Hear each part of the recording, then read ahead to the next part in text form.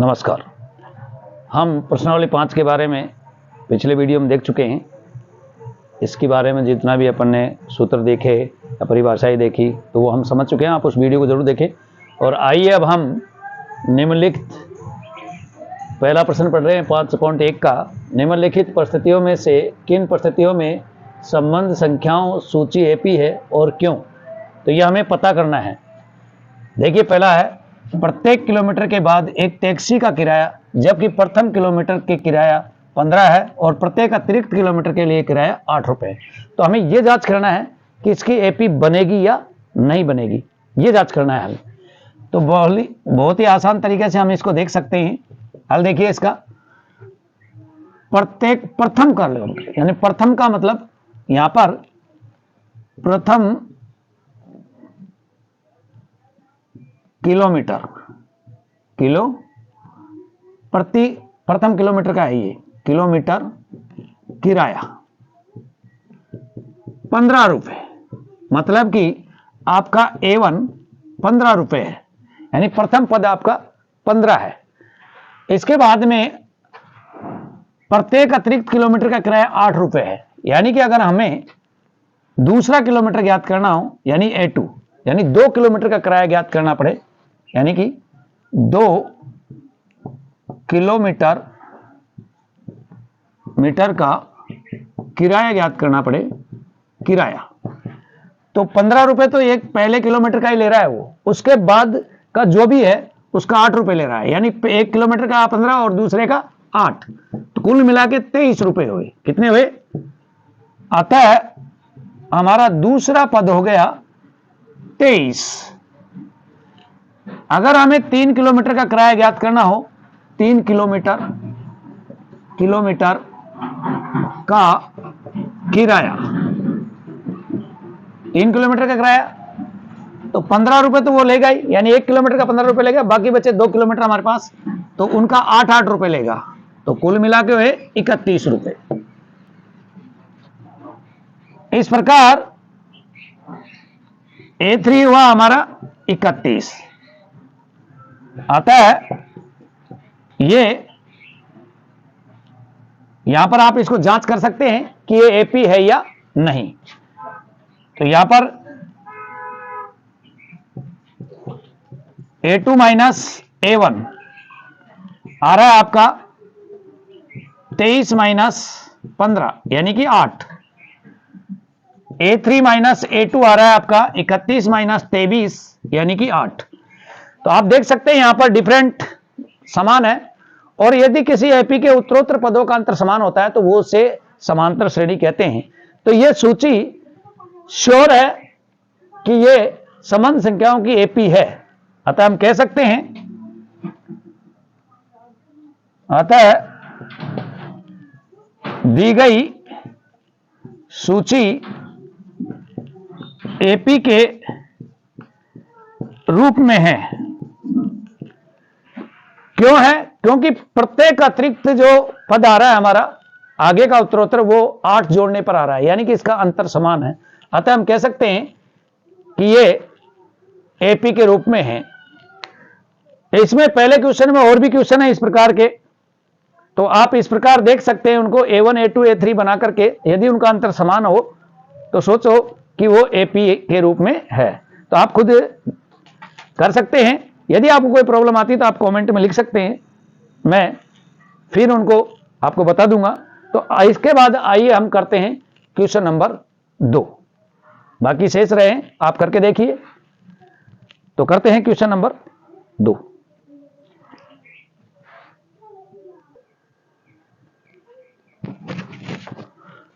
और आइए लीजिए क्वेश्चन नंबर 2। आपको एक एपी के प्रथम 4 पद लिखने हैं, जबकि प्रथम पद ए और सारोत्तर डी निम्नलिखित नीचे दिए हुए हैं। जैसे हल नंबर 1 देख सकते हैं आप। हल नंबर 1 आपको ए भी दे रखा है, यानी कि ए बरोबर 10 और डी बरोबर भी आपको 10 दिया हुआ है। तो आपको प्रथम 4 पद लिखने हैं, तो A1 तो आपका 10 ही हो गया। A2 ज्ञात करना है आपको, तो A2 ज्ञात करने का सूत्र होता है A प्लस डी, यानी कि A और D को जोड़ो तो A 10 और D भी 10, कुल मिला के हो गए 10 और 10 20। ऐसे ही A3 ज्ञात करेंगे। A3 ज्ञात करने का सूत्र है हमारा A प्लस 2D, अर्थात A 10 और 2 गुना D कितना है हमारा 10। तो हल कर देंगे हम। 10 प्लस 10 दूनी 20, 10 और 20 30। A4 यानी कि A प्लस 3D, यानी कि जहां पर n जितना होता है उससे एक कम हो जाता है। ये किस सूत्र से आ रहे हैं मैं पहले ही बता चुका हूं, ये इस सूत्र से आ रहे हैं, A प्लस n माइनस 1 गुणा D, इससे आ रहे हैं। जैसे आपको ये वाला पद ज्ञात करना है तो A कितना है आपका 10 और n कितना है आपका 4 और D कितना है आपका 10। तो आप इससे आराम से ज्ञात कर सकते हैं। 10 प्लस 4 में से 1 ज्ञात 3 गुणा 10, अर्थात 10 प्लस 10 दिया 30 और 10 40। ये इस सूत्र से आ रहे हैं। तो ये जितने n होते हैं उसमें से एक कम हो जाता है। तो 4 है तो 3 हो गया, यानी कि A प्लस D हो गया, अर्थात 10 प्लस 3 गुणा D कितना है हमारा 10। तो ये हो गया हमारा 10 प्लस 10 दिया 30, कुल मिला के 40। यानी उसने प्रथम 4 पद पूछे हैं। आता है प्रथम 4 पद हो गए आपके, देखो यहां से 10 20 30 40, प्रथम 4 पद आराम से ज्ञात कर लिया आपने, कोई दिक्कत, यानी कोई भी विद्यार्थी इनको आराम से कर सकता है। आइए इसी का दूसरा करते हैं। लीजिए इसी का दूसरा हल नंबर 2। हल 2 में देखो आप A बरोबर -2 है और D बरोबर 0 है। जब किसी AP में D 0 होता है, यानी कि सार्वत्र होता ही नहीं है, तो AP आगे नहीं बढ़ती है। उसके सभी पद A1 A2 A3 4 सभी वही होंगे जो प्रथम पद होगा, वही होंगे जो प्रथम पद होगा। तो लीजिए A1, तो A1 तो A ही होता है, यानी कि आपका -2 दे रखा है तो 2 ही रहेगा। A2 बरोबर यानी कि A प्लस D, ये इसका सूत्र है। तो A आपका -2 और प्लस 0 यानी कि वही -2, -2 दे रखा है यहां पर तो वही -2 आएगा।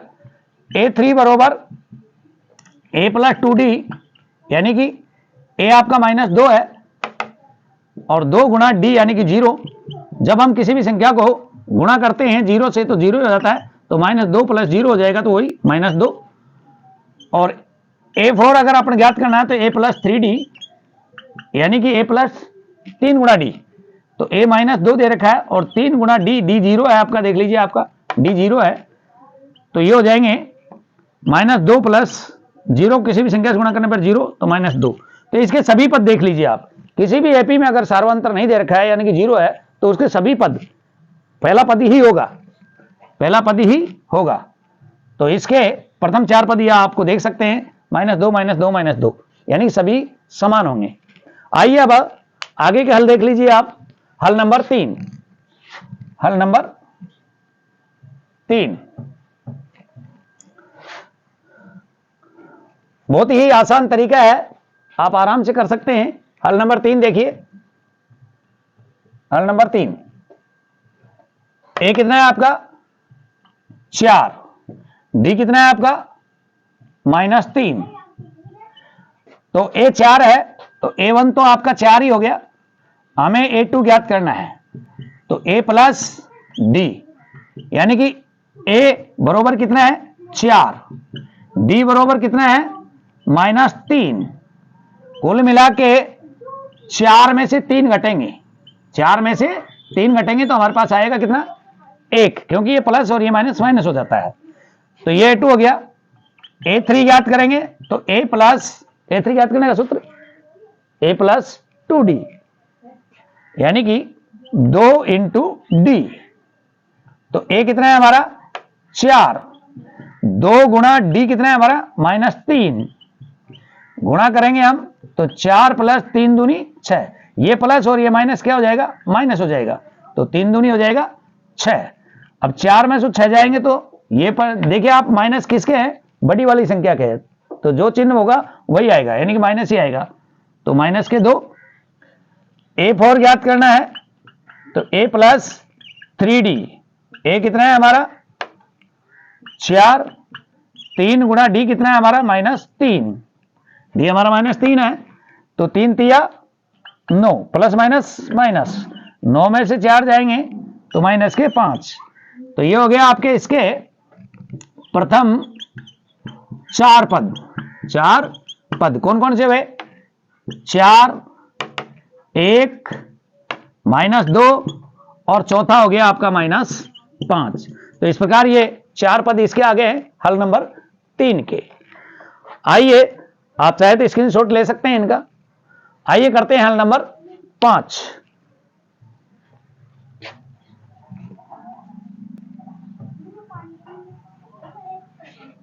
हल नंबर 4, 5 नहीं 4 कर रहे हैं।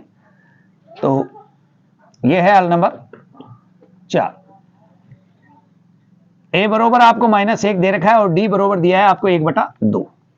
तो सबसे पहले A1 यानी पहला पद तो -1 ही होगा। A2 ज्ञात करेंगे हम, तो A प्लस डी। अब तो आप सीख ही चुके होंगे, जितने पद होते हैं जितने n होते हैं उससे एक कम रहता है हमेशा। तो A प्लस डी हो जाएगा। A कितना है आपका -1, डी कितना है 1/2। अब हम इसकी बाकी निकाल देंगे। बाकी निकालना यदि विद्यार्थियों को कुछ परेशान करता है भिन्नों वाले, तो आप इसको सीधा ज्ञात कर सकते हैं यूं, क्योंकि एक ही भिन्न है तो आप सीधा कर सकते हैं 2 एकम 2, यानी कि -2 हो गए और 2 से 2 कटेंगे तो +1 हो जाएगा, यानी 2 में से 1 जाओगे। ऐसे आप ज्ञात कर सकते हैं यूं, या लघुत्तम लेकर भी आप कर सकते हैं ऐसे। इसका लघुत्तम आएगा 2, नीचे कुछ भी नहीं है, मान लेते हैं कि 1 में भाग देंगे 2, 2 एकम 2 और 2 से 2 यानी 2 एकम 2, तो 1 एकम 1। तो ये हो जाएगा 2 में से 1 जाएगा तो 1, अर्थात 1/2। तो इसका आ जाएगा -1/2। इसी प्रकार A3 यानी कि A प्लस 2D, तो A कितना है हमारा -1 प्लस 2 गुणा 1/2, तो 2 से 2 कट जाएगा देख लीजिए आप, और 1 में से 1 जाएगा तो कितना बचेगा 0। A4 ज्ञात करना है, तो A प्लस 3D यानी A कितना है हमारा -1 3 गुणा D कितना है हमारा 1/2। हल कर देंगे हम, -1 प्लस 3 एकम 3/2। बाकी निकाल दीजिए, लघुत्तम 2 होगा तो 2 एकम 2 माइनस के और 2 से 2 कट के 3 आ जाएगा प्लस के। 3 में से 2 जाओगा तो 1 बचेगा और नीचे लघुत्तम 2, तो 1/2। तो ये हो गया आपके प्रथम 4 पद। 4 पद कौन कौन से? नंबर 1 पे -1, नंबर 2 पे -1/2, नंबर 3 पे 0 और नंबर 4 पे 1/2। तो ये आपके प्रथम 4 पद हो गए हैं हल नंबर 4 के। अब आता है हल नंबर 5। तो हम 5वां कर रहे हैं, तो लीजिए करते हैं हम 5वां।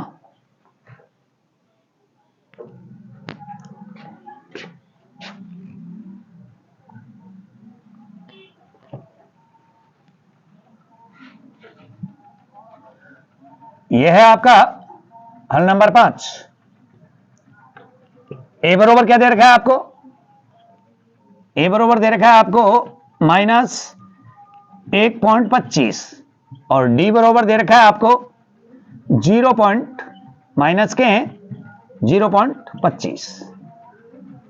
ठीक है, तो आइए A1 तो होगा आपका यही -1.25। A2 ज्ञात करेंगे तो A प्लस डी होगा, तो A कितना है आपका -1.25 और D कितना है आपका -0.25। आप देख सकते हैं यहां पर -1.25 और ये प्लस और ये माइनस यानी कि -0.25। तो कुल मिला के कितना हुआ? कुल मिला के आपके पास हो गए ये भी माइनस और ये माइनस के, यानी जुड़ेगी संख्याएं तो माइनस की रहेगी, क्योंकि समान चिन्ह जुड़ते अवश्य लेकिन बदलते नहीं है।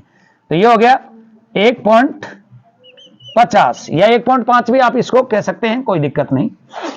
और अब आइए A3 बरोबर, सॉरी हाँ A3, तो A प्लस 2D।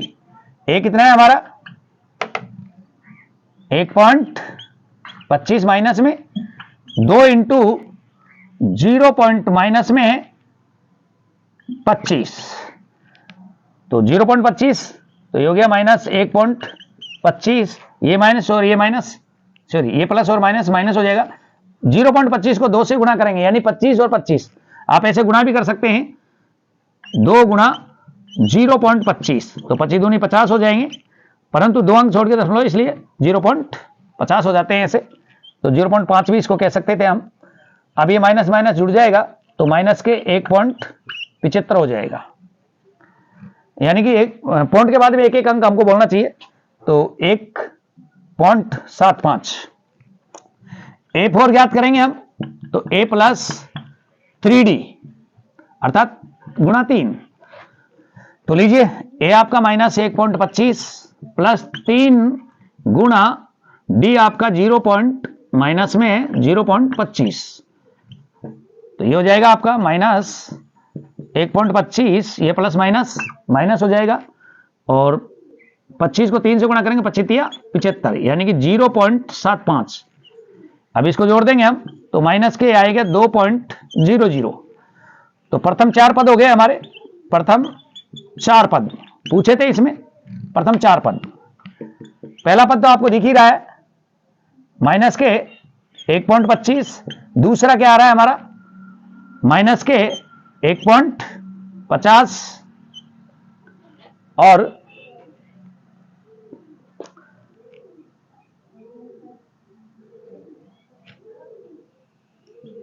माइनस के 1.75 और अगला है माइनस का, यहां पर लिख देता हूं 2.00। तो इस प्रकार ये हमारे चारों पद आ चुके हैं। तो ये था क्वेश्चन नंबर 2, आप चाहे तो स्क्रीनशॉट ले सकते हैं।